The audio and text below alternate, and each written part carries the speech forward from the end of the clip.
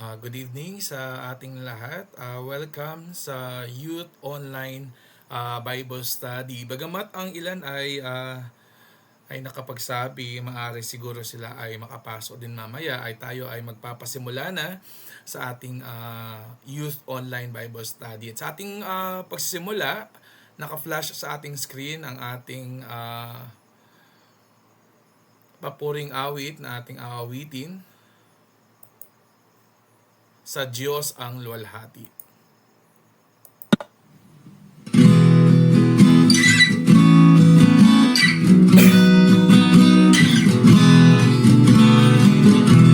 Sa Diyos ang luwalhati, gawa'y dakila, mundo'y dinahal, anak niya'y binigay, buhay alay niyang patubos sa sala, sa lahat na buksan pinto ng buhay. Puri sa Panginoon, tinig niya'y pakinggan. Puri sa Panginoon, tayo'y mga galang.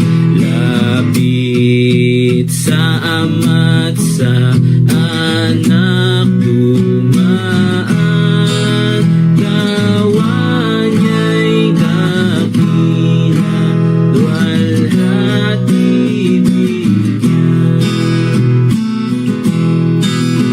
Pili sa dugo sa na katugsan, pangako ng Diyos sa bawat naligtas, sasampalatayang makasalanan ay tatanggap kay Jesus ng patawad. Puri sa Panginoon, tinig niya'y pakinggan. Puri sa Panginoon, tayo'y mga galang. Lapit sa Ama't sa Anak dumaan, gawa niya'y dakila, luwalhati bigyan. Bawat turo niya sa dakila, galak natin kay Jesus ay dakila. Ngunit talisay sa laking higit pa, ating pagkamangha kung siya'y makita. Puri sa Panginoon, tinig niya'y pakinggan. Puri sa Panginoon, tayo'y magagalang. Lapit sa Ama't sa Anak dumaan, gawa niya'y dakila, luwalhati bigyan.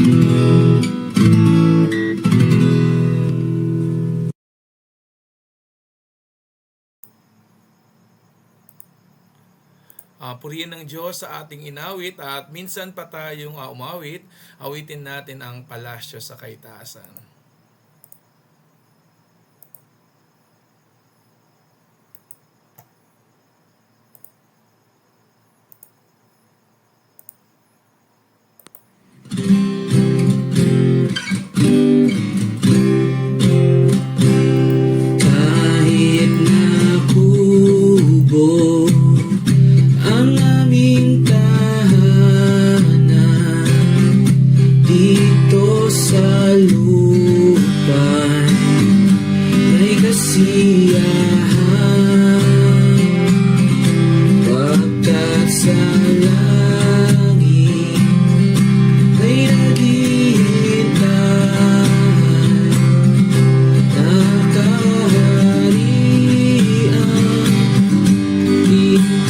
lantang, ako'y may bahay na di masisira doon sa langit na walang hanggan. Wala nang hapis at laging sariwa sa piling ng Diyos na mayaman.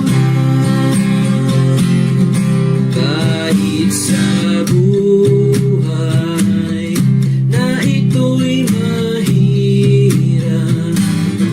ang kaulayaw ay usad sa klan. Walang sarili, tirahan tiyan doon sa langit. Ako'y may lahat, ako'y may bahay na di masisira doon sa langit na walang hanggan. Wala nang hapis at laging sariwa sa piling ng Diyos na mayaman. Huwag maawa sa kalagayan ko, pagkat sa langit ang aking tulong. Pansamantala naglalakbay dito hanggang humantong sa palasyo. Ako'y may bahay na di masisira doon sa langit na walang hanggan. Wala nang hapis at laging sariwa sa piling ng Diyos na mayaman.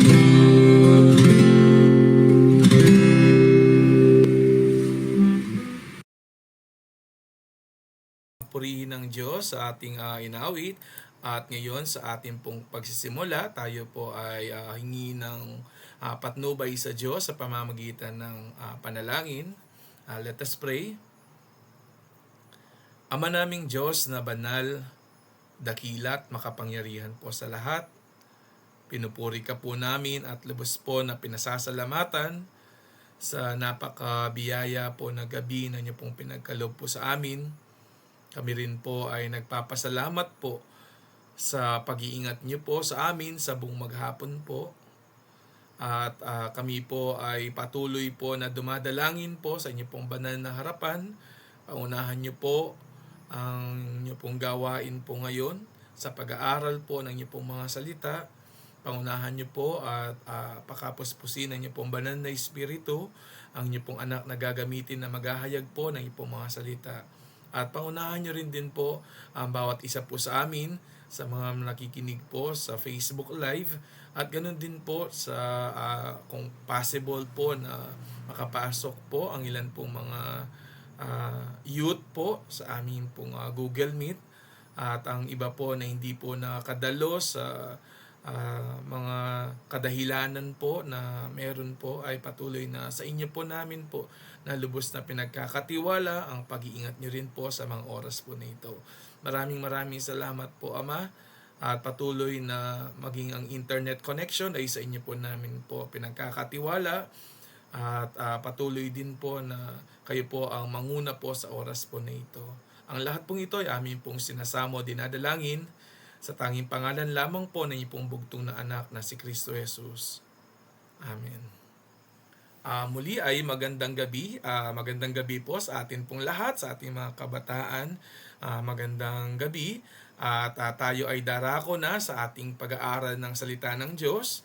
Maaari ay ihanda ng ating mga puso, ang ating mga kaisipan, maging ang ating mga notes upang atin din maisulat ang mga mahalagang mga pag-aaral natin sa gabi pong ito. At ngayon ay akin nang ibibigay sa ating tagapagturo, si Brother Glenn Anthony Agarao. Sige, magandang gabi sa bawat isa sa atin. Maraming salamat, Brother Norman. Sa ating pag-aaral sa mga salita ng Diyos, ay gusto kong basahin itong unang sulat ni Apostol Juan, 1 John chapter 2, verses 1 hanggang 2. At kung atin nang nakita, 1 John chapter 2, 1 and 2, ang sabi, "Munti kong mga anak, ang mga bagay na ito ay isinusulat ko sa inyo upang kayo huwag magkasala. At kung ang sino man ay magkasala ay may tagapamagitan tayo sa Ama, si Jesucristo ang matuwid. At siya ang pangpalubag loob sa ating mga kasalanan. At hindi lamang sa ating mga kasalanan, kundi sa buong sanlibutan din naman." Pagpalain ng Diyos ang pagbabasa sa kanyang mga salita. At marami sa pa tayong manalangin. Let's pray. Amang banal na dakila at makapangyarihan, aming Diyos, maraming salamat po, Ama, sa mabiyayang oras po na binigay niyo po sa amin sa pagbubulay po, pag-aaral ng inyong mga salita. Hinihiling po namin ang inyong pong banal na Espiritu, ang siya pong mangulo po, lalong-lalo na po ang mag-iingat sa aming puso at isipan, sa aming pong pag-aaral po. Patungkol po sa aming Panginoong Hesus, patungkol po sa inyong pong mga salita. Patawarin niyo rin po kami, Ama, sa anumang pong kasalanan, mga pagkulang, mga kahinaan po, mga bagay na hindi po nakalulugot po sa inyo. Dalahin po namin ang paglilinis at pagsisiyasat. At Ama, ang inyong buong banal na Espiritu nawa ang lumukob sa bawat isa, lalo po sa akin, sa pagpapahayag po ng inyong pong mga salita.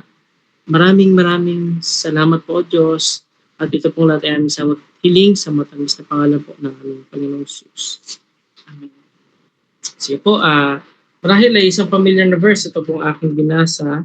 At sa tulong at biyaya po ng Panginoon, ito po yung ating pag-aaralan.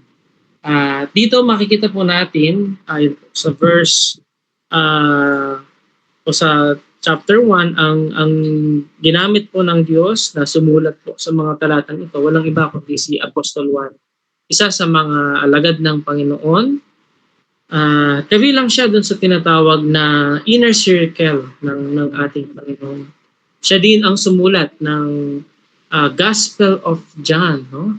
At ang mga sulat din dito sa 2 John, sa 3 John at sa Revelation.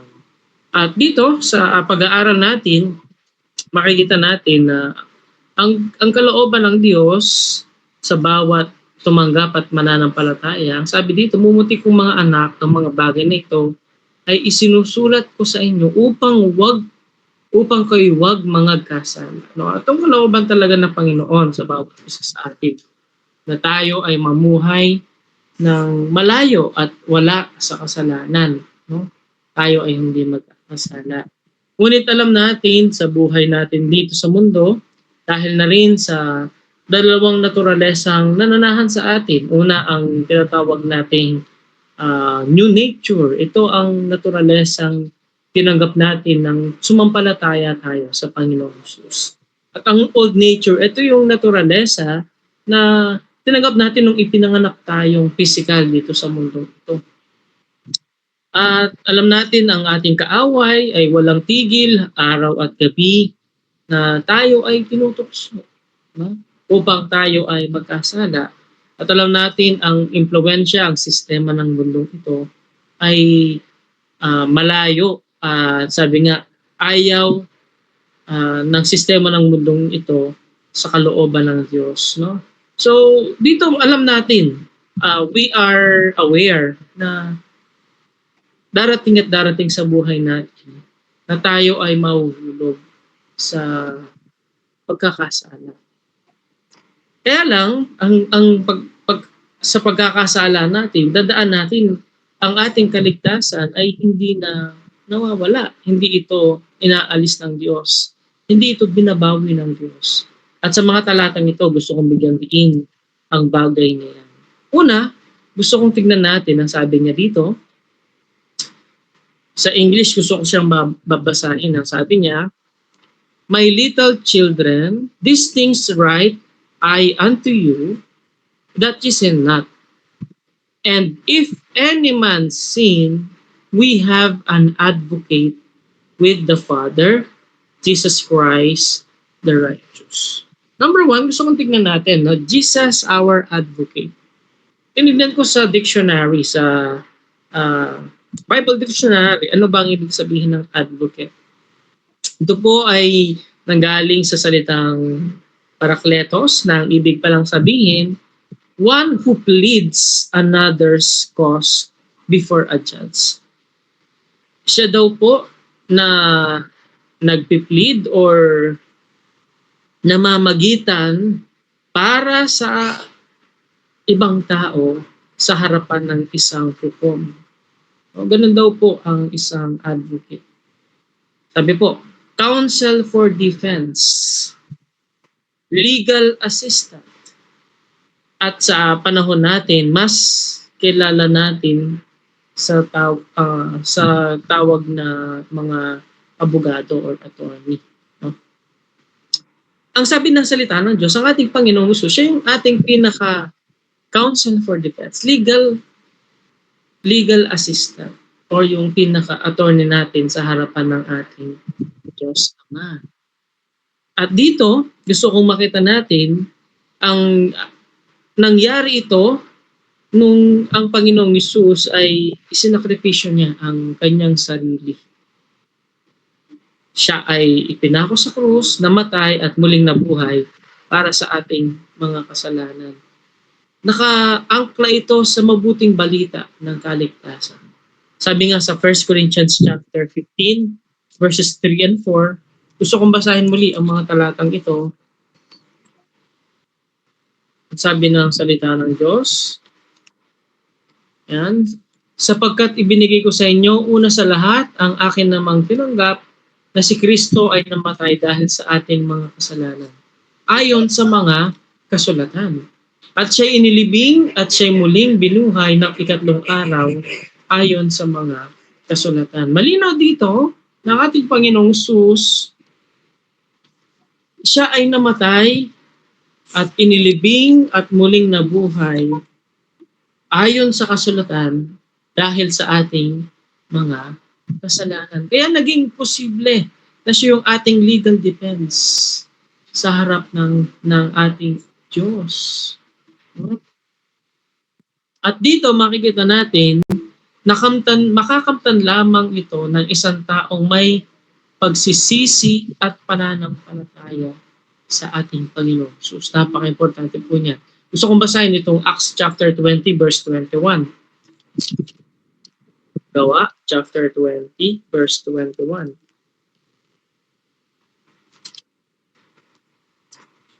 Sabi dito, sabi ni Apostol Pablo, na sinasaksihan ko sa mga Hudyo at gayon din sa mga Grego ang pagsisisi sa Diyos at ang pananampalataya sa ating Panginoong Hesukristo.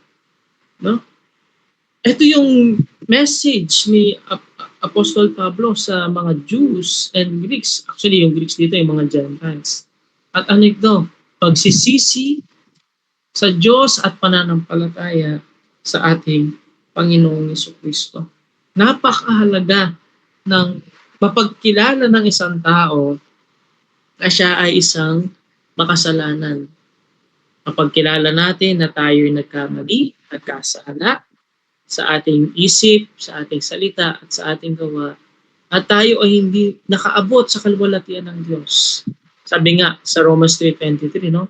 Sapagkat ang lahat ay nagkasala at walang sino mang nakaabot sa kaluwalhatian ng Diyos. Kaya napaka-importante ng pagsisisi sa Diyos.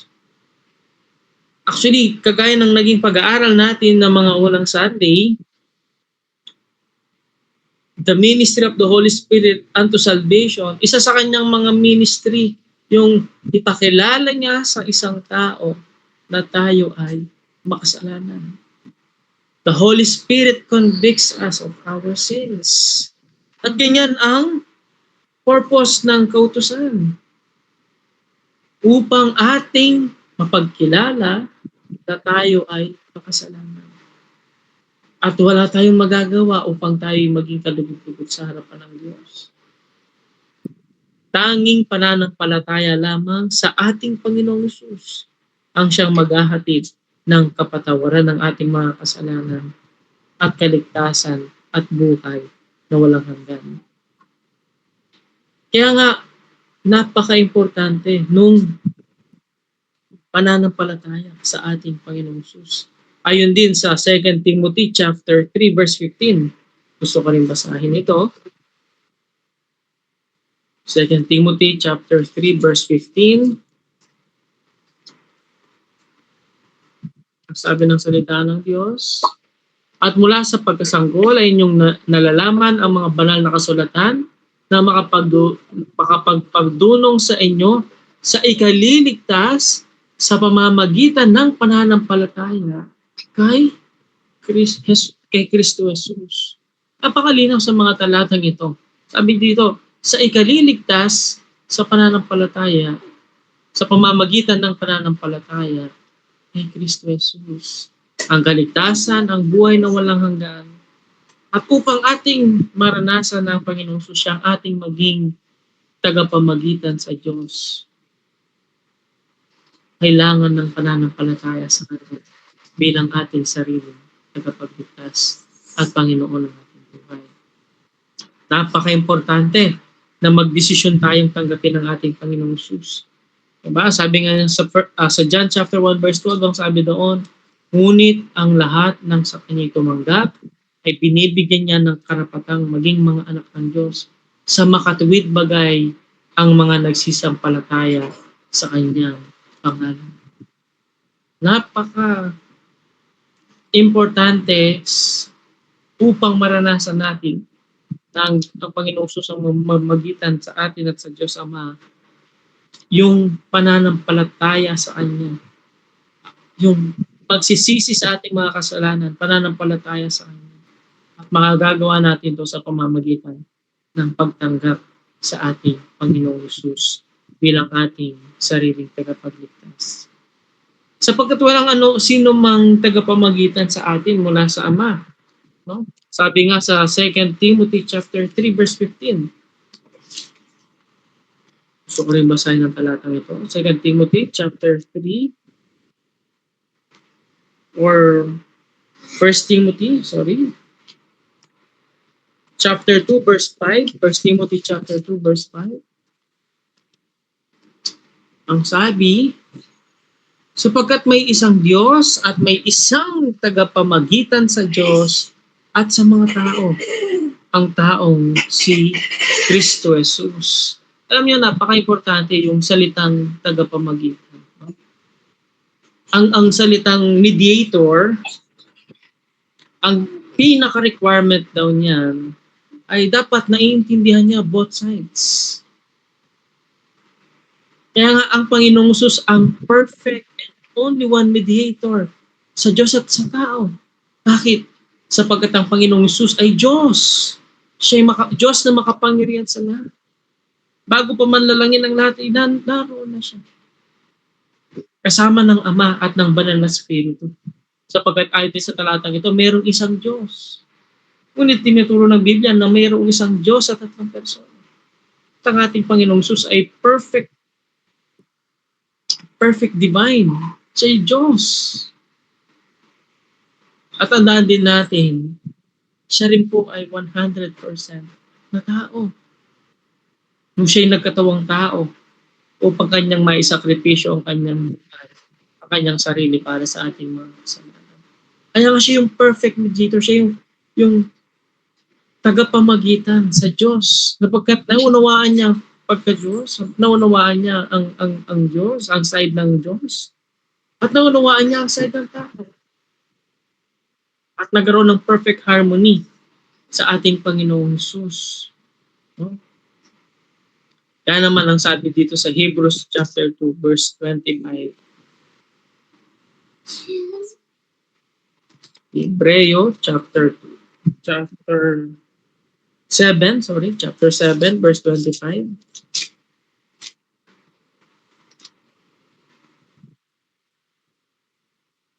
Sabi po rito, dahil dito naman, siya'y nakapagliligtas na lubos sa mga nagsisilapit sa Diyos sa pamamagitan niya.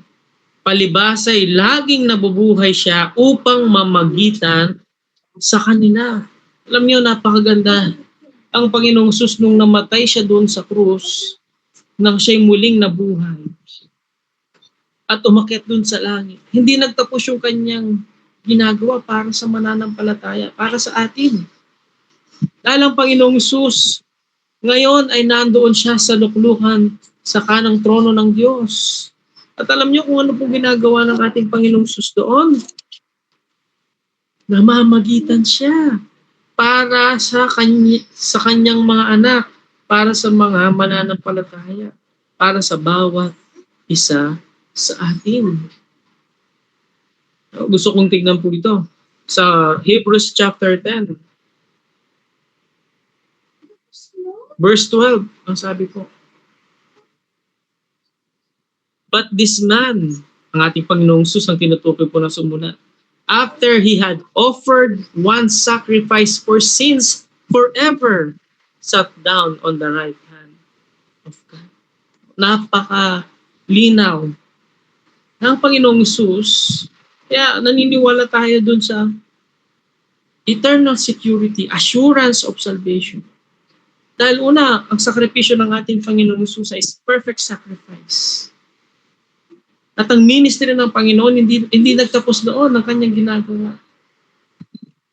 Nung siya ay muling nabuhay, bumangon mula sa mga patay, at after 40 days, umakyat doon sa langit, lumuklok sa kanan ng trono ng Diyos. Alam niyo po kung ano ginagawa niya? Advocate natin siya. Siya yung ating tagapamagitan sa Diyos. At anong ginagawa niya? Up until now, namamagitan siya para sa mga mananampalataya. Kung bibigyan natin ng ilustrasyon, parang ganito. Parang habang siya ay nandoon sa kanang trono ng Ama. Halimbawa, ang isang mananampalataya, tunay na Kristiyano, tunay na sumampalataya sa Panginoon, nagkasala, nagkamali, at nagsisi, sinasabi ng ating Panginoon, Ama, patawarin mo na siya. Namatay ako para sa kanya. Siya yung namamagitan para sa atin. Siya yung ating legal defense, legal assistance. The one who pleads another's faults before a judge. Jesus is our perfect advocate. Namamagitan siya para sa atin, sa Ama. Kaya nakakasigurado tayo na tayo ay mayroong kasiguraduhan sa ating kaligtasan.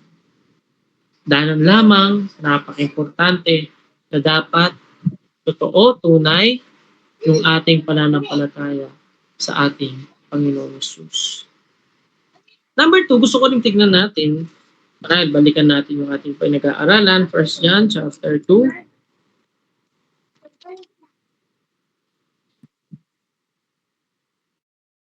1 John chapter 2, sabi po, verse 2, o verse 1 po, nasa verse 1. Mamunti kong mga anak, ang mga bagay na ito ay sinusulat ko sa inyo upang kayo'y huwag magkasala. At kung ang sino man ay magkasala, ay may tagapamagitan tayo sa Ama. Si Jesucristo ang matuwid. Gusto kong pansinin natin, si Jesucristo ang matuwid. No? Number 2, gusto kong tingnan natin, we have Jesus, our righteousness. No? Una, gusto kong tingnan natin, ang Panginoong Hesus kailanman hindi siya nagkasala. Bagamat ang Panginoon, siya ay nagkatawang tao, siya 100% human, siya ay 100% tinukso ng ating kaaway, ni Satanas, pero kailanman ay hindi siya nagkasala. Ayon sa 2 Peter chapter 2 verse 22. Marami pong mga talatang ating babasahin. Ulit marahil buksan po natin sila. 2 Peter chapter 2 verse 22. Ang sabi dito, siguro basahin ko na itong verse 21. Sapagkat sa ganitong bagay kayo'y tinawag sapagkat si Kristo man ay nagbata dahil sa inyo, na kayo'y iniwanan ng halimbawa upang kayo'y mangagsisunod sa mga hakbang niya. Na siya'y hindi nagkasala o kinasumpungan man ng daya ang kanyang bibig. Napakalinaw dito sa mga talatang ating binasa. Ating Panginoong Jesus, kailanman hindi siya nagkasala. He lived the perfect life. Kung tayo, kahit anong pagsisikap ang gawin natin, hindi natin makamtan yung kalwalatian ng Diyos. Sabi nga sa Romans 3:23, at walang sino man ang nakaabot sa kalwalatian ng Diyos.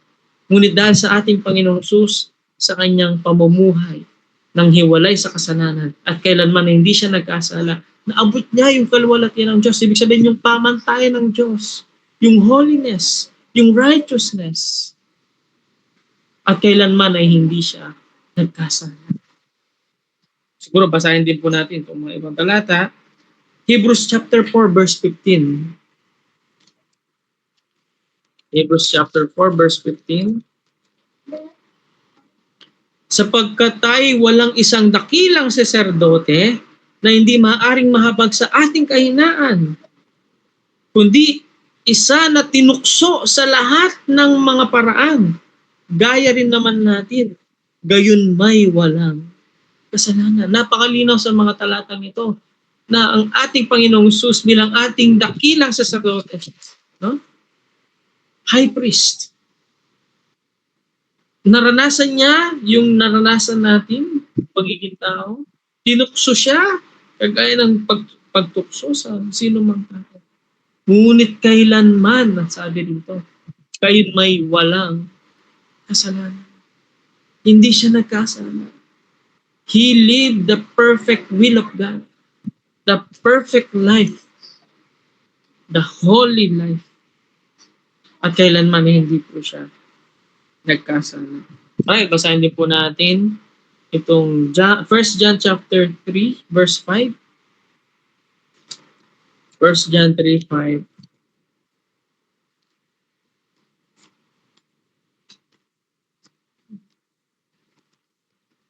Sabi dito, at nalalaman ninyo na siya'y nahayag upang mag-alis ng mga kasalanan at sa kanya'y walang kasalanan. Napakalinaw sa talatang ito na sinasabi.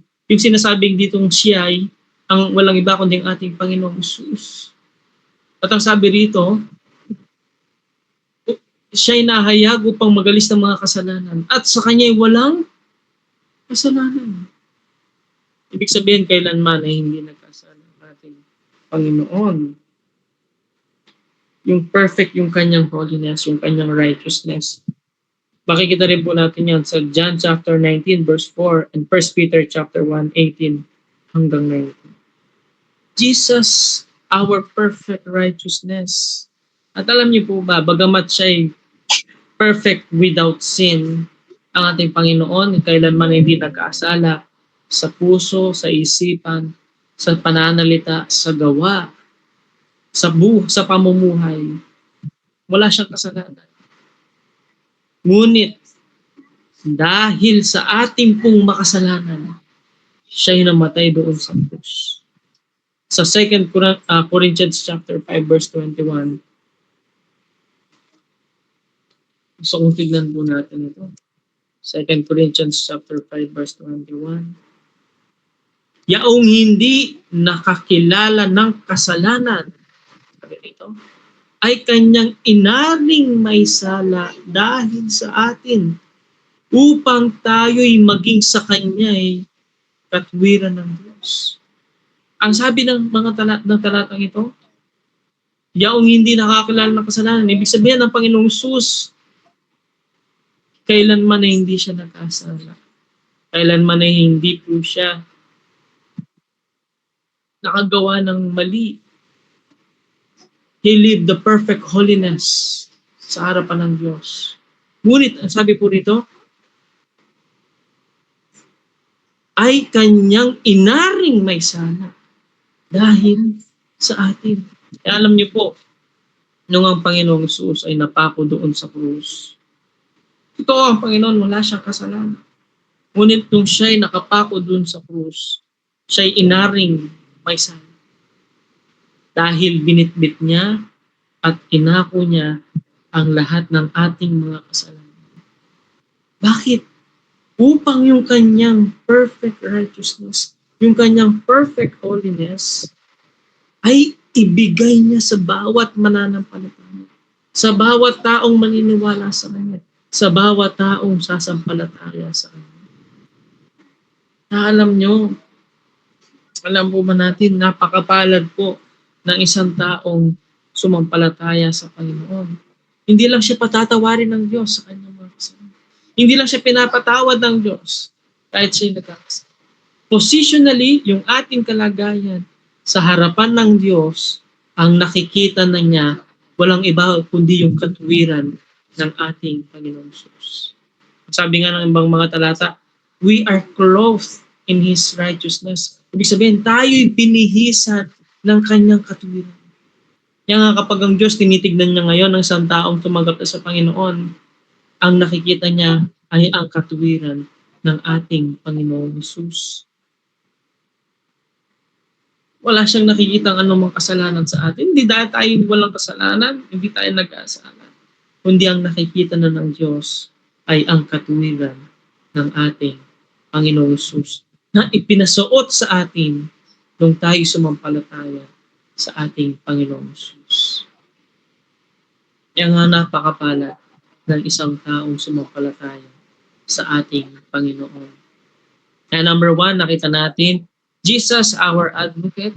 Number 2, nakita natin, Jesus, our righteousness. And number 3 po, balikan natin ang ating pinag-aaralan.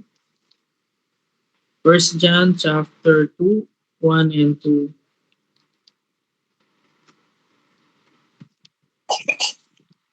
Ang sabi po, sa verse 2, at siyang, sabi dito, at siya ang pangpalubag loob sa ating mga kasalanan.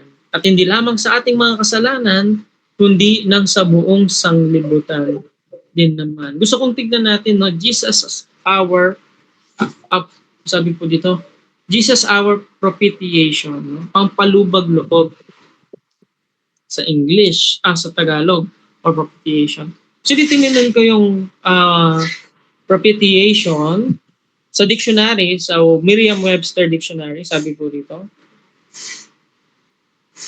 the act of gaining or regaining the favor. Isa daw po itong pagkakataon o gawa upang ating makamtan yung pabor ng Diyos. No? Ganun po niyang define. Pero alam niyo po, ang biblical definition po ng propitiation or pampalubag loob, ibig kong sabihin pala nito, sa English ang sabi po niya, appeasement of God's wrath. Ito yung pagkapawi ng galit ng Diyos sa kasalanan. Yung pala yung ibig sabihin po nun, yung propitiation. Yung napawi, yung hustisya at galit ng Diyos sa kasalanan. Tandaan po natin, dahil po sa ating kasalanan, tayo po ay may pagkakaalit sa Diyos. Ibig sabihin, galit ang Diyos sa ating mga kasalanan. Ngunit dahil sa kanyang anak, sa ginawa ng ating Panginoon Jesus, yung doon sa krus ng Kalbaryo, kaya alam niyo po, sabi nga, the perfect harmony of justice and grace ay doon sa krus. Bakit? Justisya. Ang Diyos hindi niya pwedeng konsintihan ng kasalanan. Ang Diyos hindi niya kinonsinti ang kasalanan. Kundi pinarusahan niya ang kasalanan. At kailan po niya ginawa yan? Nung kanyang hinayaan ng ating Panginoong Jesus na parusahan at ibitin doon sa krus at ialay ang kanyang buhay dahil sa ating mga kasalanan. That is the justice of God. Sapagkat ang sabi nga, For the wages of sin is death. Sapagkat ang bayad ng kasalanan ay kamatayan. Yun ang hustisya ng Diyos. At nakakalungkot po, ang bayad ng kasalanan na yon ay walang hanggang pagkahiwalay sa Kanya. Romans 3:23, sapagkat ang kabayaran ng kasalanan ay kamatayan. Ngunit dahil sa ginawa ng ating Panginoong Hesus, yung kanyang propitiation, yung kanyang pag-aalay, yung kanyang ginawa, nagpampalubag loob. Ibig sabihin, pinambayad dahil sa ating pong mga kaparusahan, sa ating pong mga kasalanan. 1 John chapter 4 verse 10, gusto ko rin pong basahin po ito. Alam nyo, two-way daw po ito eh. Ito pong propitiation. No? Dalawang bagay po ito. Sabi po niya, 1 John 4:10, narito ang pag-ibig. Hindi na tayo'y umibig sa Diyos, kundi siya ang umibig sa atin at sinugo ang kanyang anak na pampalubag loob sa ating mga kasalanan. Napakalinaw po rito. Dahil sa walang hanggang pag-ibig ng Diyos sa bawat tao, ibinigay niya ang kanyang anak bilang pampalubag loob. Ang sabi po sa English, propitiation, yung po kasing ibig palang sabihin noon ay to satisfy divine judgment. Ibig pong sabihin pala noon, ibinayad ng Panginoon ang kanyang buhay bilang parusa sa ating mga kasalanan. Upang tayong sumampalataya sa Kanya ay hindi na ngayon mapaparusahan. At ang sabi po rito, kasama po kasi doon sa propitiation, dalawang bagay po, atonement, yung pong pagbabayad ng ating Panginoon sa ating mga kasalanan, at yung reconciliation, no? Yung pagkakasundo. Pwede kasing bayaran ng binayad ng Diyos ang ating mga kasalanan. Pero hindi pa rin tayo okay yung ating relationship sa Panginoon. Parang isang tao, di ba, meron siyang pagkakautang. No, tagal na niyang hindi nababayaran. No, dating matalik mong kaibigan, pero intangan ka, at ang tagal niyang hindi nakabayad. Ngayon, nung nagbayad yung kaibigan mo, yun na yung word na atonement. No? Mabayad siya. Pero, possible, hindi na kayo magkaibigan ulit. Pero, two-way ito, yung propitiation. Nung binayad ng Panginoong Hesus ang kanyang sarili, ang kanyang kamatayan doon sa krus, binayad niya ang ating mga kasalanan. After nun, yung atonement. After nun, yung reconciliation. Kung saan ipinagkasundo ang tao sa Diyos. Kaya nga, ayon din sa Romans chapter 5 verse 10, alam ko napagbulayan na natin ito ng mga nakaraan. Pero gusto kong basahin po siya. Dalawang bagay pala itong propitiation. It is atonement and reconciliation. Romans chapter 5 verse 10. Yan. Basahin po ang sabi dito. Sapagkat kung noong tayo'y mga kaaway, ay pinakipagkasundo tayo sa Diyos sa pamamagitan ng kamatayan ng kanyang anak. Lubha pa ngayong nangagkakasundo na ay mangliligtas tayo sa kanyang buhay. Napakalinaw po sa mga salita ng Diyos. Jesus is our propitiation.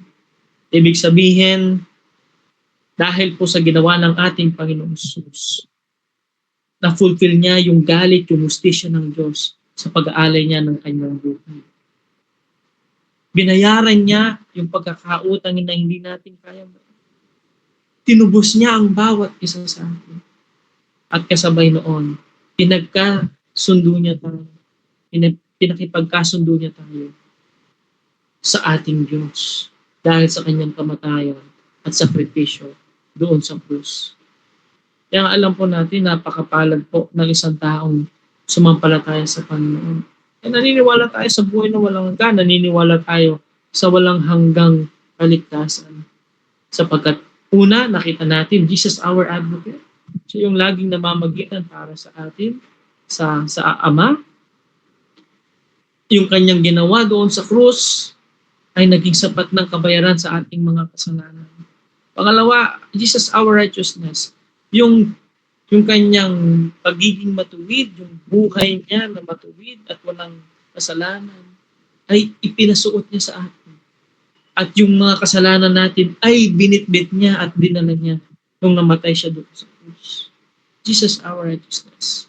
And Jesus our propitiation. Yung kanyang pag-aalay doon sa krus, na-satisfy nito ang hustisya at galit ng Diyos sa kasalanan. Binayaran nito yung utang na hindi natin kayang bayaran. At nakita rin natin dahil sa ginawa ng ating Panginoon, hindi lang siya atonement, kundi reconciliation, ipinagkasundo tayo sa ating Diyos dahil sa ating Panginoong Jesucristo. Kaya alam nyo, nung pinagbubulayan ko po ito, isa lang po yung nakita ko, napakapalad na isang taong sumampalataya sa ating Panginoong Jesus. Nakakasigurado siya sa kanyang kaligtasan. Kasi ang kaligtasan niya hindi nakabase sa kanya. Ang kaligtasan natin hindi po pala nakabase po ito sa atin. Kung hindi nakabase ito sa ating Panginoon, sa kanyang ginawa, at up until now ay ginagawa niya para sa atin. Nakabase ito sa kanyang holiness, sa kanyang righteousness, at sa kanyang pagbabayad, sa kanyang ginawa doon sa krus para sa ating mga kasalanan. Kaya nga po, the assurance of salvation in Jesus, number 1, nakita natin, Jesus our advocate, Jesus our righteousness, and Jesus our propitiation. Pagpalain po ng Diyos ang pagbubulay natin sa kanyang mga salita at tayo po ay manalangin. Amang banal na makapangyarihan po sa lahat, maraming salamat po sa oras po na ibinigay niyo po sa amin sa pag-aaral po ng inyong pong mga salita. At patuloy po, Ama, maraming salamat po sa kaligtasan, sa buhay na walang hanggan, na ang kaligtasang ito ay nakabase sa ating Panginoong Jesus at sa kanyang ginawa po doon sa krus. At hanggang ngayon ay ginagawa para po sa kanya. Nakabase po ito sa kanyang pong katwiran. At nakabase po ito sa kanyang pag-aaral. Maraming salamat po, Ama, sa inyong pong biyaya. Maraming salamat po sa pagpapatawad niyo po sa aming mga kasalanan. At tulungan niyo po kami, Ama, na mamuhay po kami ng nakalugod. Maraming salamat po. Ito po lahat ay sa kinig sa makapangyarihan pangalan po ng aming Panginoong Jesus. Nakalimutan ko lamang, no? Kasi sabi niya sa 1 John chapter 2 verse 2, at hindi lamang sa ating mga kasalanan, sabi niya, kundi sa kasalanan ng buong sanlibutan. Gusto kong bigyan din pala po ito. Nakalimutan ko lang kanina. Sabi po, at siya ang papalubag loob sa ating mga kasalanan at hindi lamang sa ating mga kasalanan, kundi ng sa buong sanlibutan din naman. Yung effect nito, yung power nito ng pag-aalay ng ating Panginoon ay para siya sa lahat ng mga tao. Past, present, and future generations ng mga tao. Para siya sa lahat. Ang kaligtasan ay para sa lahat. Kaya nga alam nyo, ini-encourage tayo nito na mag-share ng gospel. Ang gospel ay hindi lamang sa atin, para to sa lahat ng mga tao. Na pwede rin natin itong ipagsabi at pwede rin natin itong ibahagi sa iba. Sapagkat ang pag-aalay ng ating Panginoon ay para sa lahat ng mga tao. Siguro ang ganda lamang po yung ating pagbubulay at marahil po ay kung meron po tayong mga katanungan bago ko po ibigay muli sa ating MC. Sige po, meron po ba tayong question?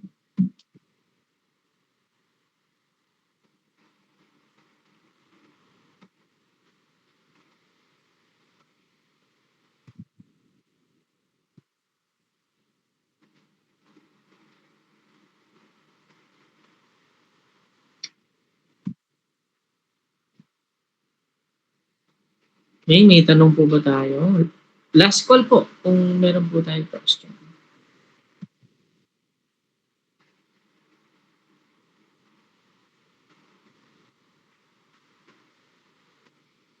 Okay, siguro po yung ating silence nawa ay naintindihan natin yung ating mga pag-aaral bagamat ito ay doctrinal, no, patungkol sa kaligtasan sa lalong-lalo na sa ating Panginoong Hesus.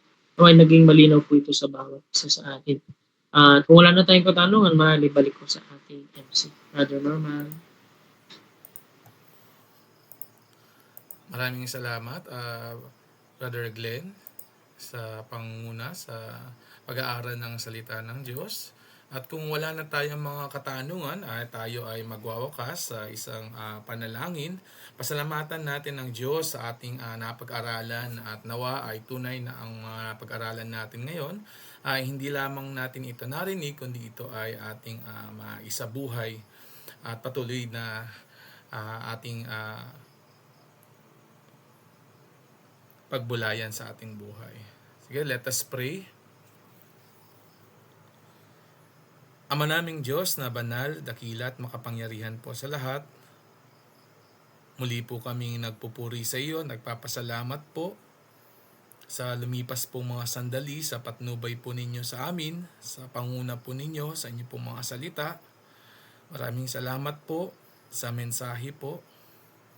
At kung meron man po sa amin pong bilang at sa mga makakapanood po sa amin pong Facebook Live, ay nawa ay mangusap po kayo sa Kanya kung wala pa po siya ng tunay na pagkakakilala po sa amin pong Panginoong Hesus. Wala pa rin po siyang katiyakan ng Kanyang kaligtasan at buhay na walang hanggan.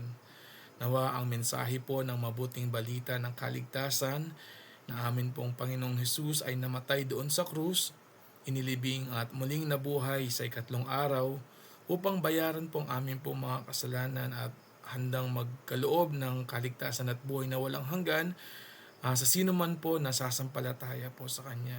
At tulungan niyo po na magdesisyon ang sino man pong wala pa pong tunay na relasyon sa amin pong Panginoong Hesus. At nawa ay maging hamon po ang inyong pong mga salita na nahayag po sa gabi pong ito. At patuloy nawa ang bawat isa po sa amin ay naway napagpala po sa inyong pong mga salita. At patuloy din po na pagpalain niyo po ang inyong pong anak na ginamit na naghayag po na inyong pong mga salita. Pagpalain niyo po siya at kanyang pong buong pamilya, maging ang mga kabataan po na dumalo online dito po sa amin pong pag-aaral, maging ang mga hindi po namin nakapiling ay patuloy nawa pangunahan niyo po sila, nawa sa mga susunod pong pagkakataon po ay makasama po namin po sila na nag-aaral po na po mga salita. At patuloy din po mga kapatiran po sa mga oras po na ito, sa mga natitirang oras po sa gabi pong ito ay pangunahan niyo po at ang bawat isa po sa amin ay ihanda po ninyo sa araw po ng bukas sa inyo po mga gawain. Maraming salamat po, Ama. At ang lahat pong ito ay amin pong sinasamo, dinadalangin sa tanging pangalan lamang po ni pong bugtong na anak na si Kristo Jesus. Amen. Good evening and God bless ating lahat. See you tomorrow. Yan, good evening and God bless. Sana 9:30 ay nasa chapel na tayo para kanya tayo makapag-start